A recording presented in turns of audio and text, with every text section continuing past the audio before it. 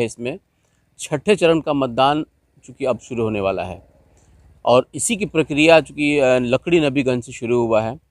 आज सिवान के जैसे पचरुखी और आंदर इसकी मतगणना भी हो रही है, लेकिन जो पचरुखी प्रखंड में जिस तरीके से गहमा गहमी देखने को मिली थी और उसके बाद अब लकड़ी नबीगंज में एक तरह से देखा जाए तो एक जुनून है लोगों के ऊपर, ख़ास करके पंचायती राज व्यवस्था में अपने आप को सम्मिलित करने की।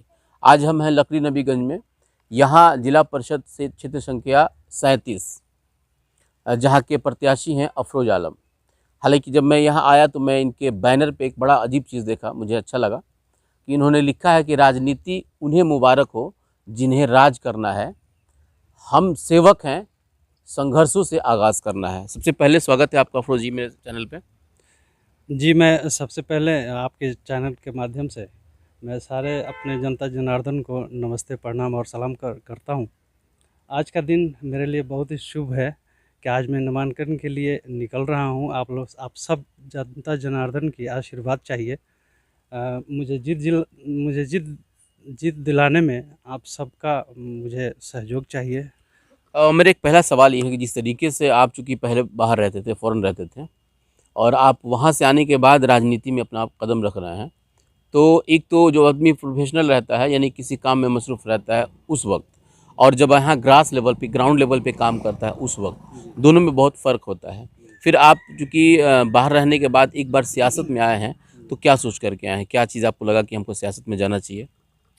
यहाँ आने के बाद मैं देखा यहाँ के लोगों की परेशानियों को, तरह तरह की उलझनों से जूझते हुए मुझे लगा कि इन सब को दूर करने के लिए मुझे कोई ना कोई कदम उठाना पड़ेगा। तो मुझे लगा कि मैं ऐसे लोगों के बीच रह करके तो दूर नहीं कर सकता।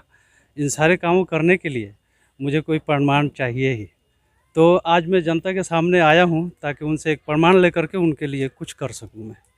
उनके हक़ के लिए मैं लड़ सकूं और जहां तक हो सके उनकी भलाई के लिए, उनके योजनाओं के लाभ दिलाने के लिए मैंने अपना कदम आगे बढ़ाया है।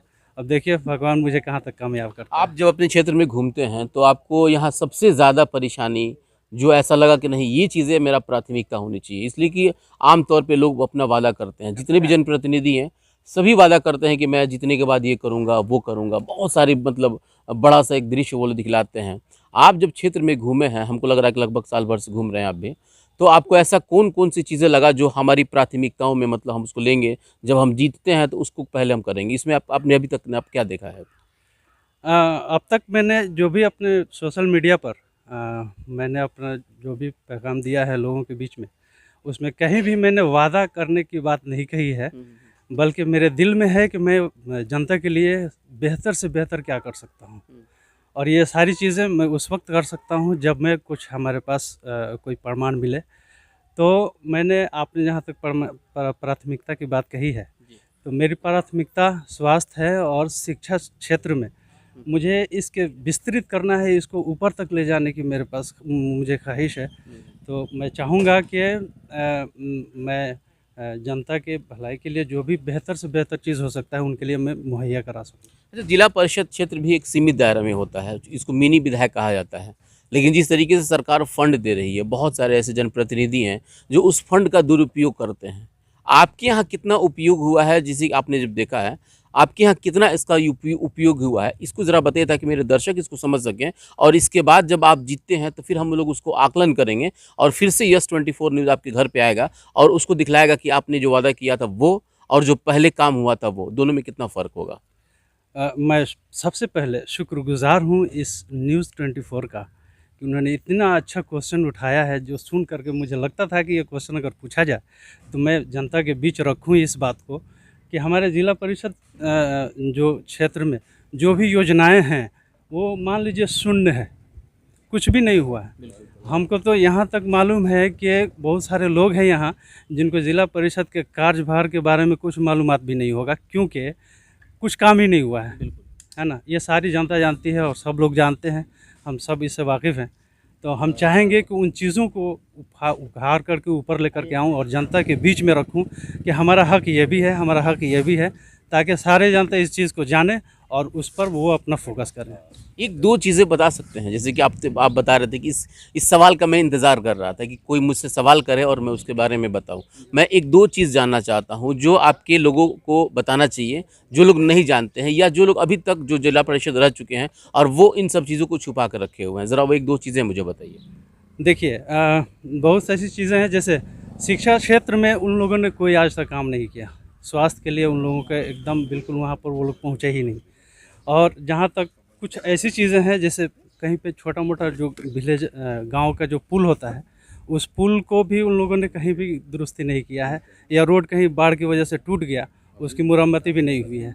मैं क्षेत्र में हूँ, मैं क्षेत्र में जहाँ भी गया हूँ वहाँ पर लोगों की एक शिकायत रही है कि हमारा काम ये नहीं हुआ, हमारे वो नहीं हुआ। ये ज़िला परिषद के अंडर में आता था या आता है या नहीं, ये हम लोग को कुछ पता नहीं है। लेकिन हमारे क्षेत्र में एक बार भी ज़िला परिषद जीत करके दोबारा हमारे पास नहीं आए कि हम जा कर के उन लोगों से पूछ सकें कि हमारे बीच में जो कार्यभार है वो कब होगा या नहीं होगा।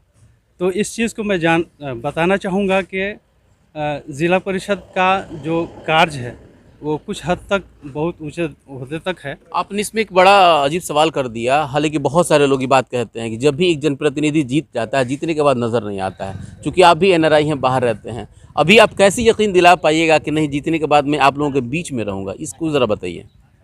ये तो मेरा काम ही बताएगा, है ना। मैं पूरे जनता के बीच में हमेशा ही रहूँगा और मैं वादा करता हूँ कि मैं फिर अब एनआरआई बनना नहीं चाहूँगा।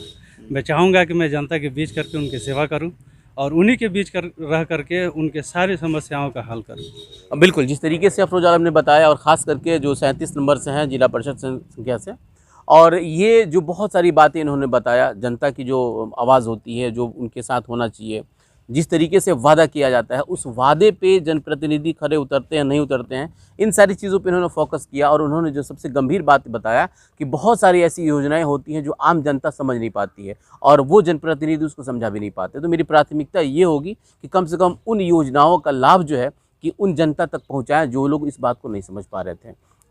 जाते जाते इन्होंने एक बात और कह दिया कि अब मेरी कोशिश रहेगी कि मैं अपने जनता के बीच में रह करके और इनको सेवा करूं, ताकि आने वाले समय में हमारी जनता एक सच्चे जनप्रतिनिधि के बारे में समझ सके। मैं अपने सहयोगी के साथ कौशल अली, यस24 न्यूज़, नबीगंज प्रखंड, सिवान।